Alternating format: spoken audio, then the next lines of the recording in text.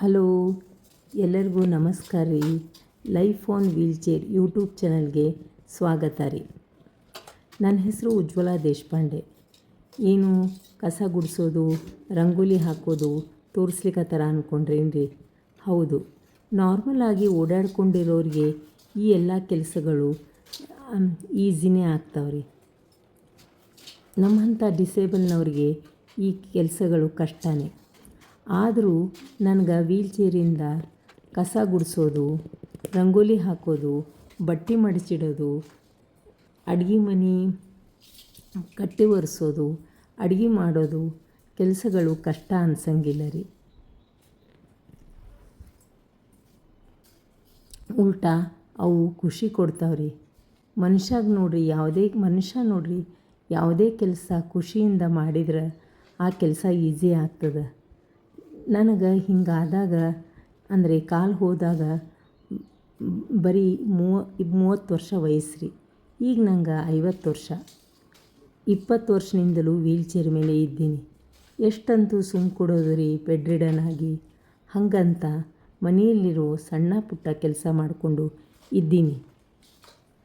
ಮನುಷ್ಯ ನೋಡ್ರಿ ಜೀವನದಾಗ ಎಷ್ಟೇ ಕಷ್ಟ ಬಂದರೂ ಅದನ್ನು ಎದುರಿಸಿ ಮುಂದೆ ಹೋಗಬೇಕು.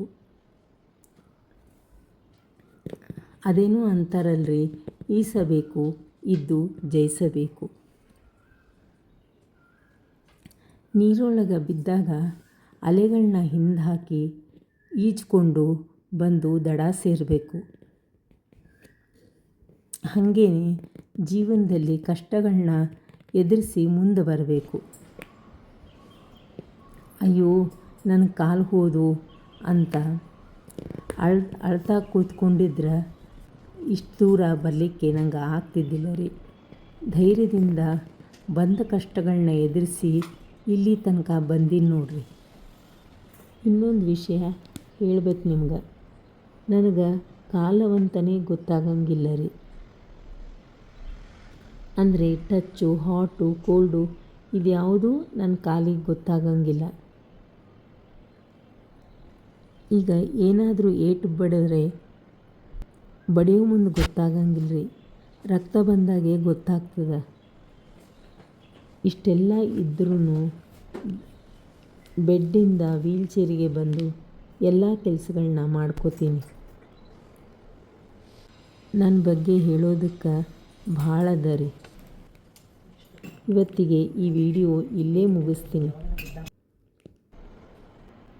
ನನ್ನ ವಿಡಿಯೋನ ಲೈಕ್ ಮಾಡಿರಿ, ಶೇರ್ ಮಾಡಿರಿ, ಸಬ್ಸ್ಕ್ರೈಬ್ ಮಾಡಿರಿ.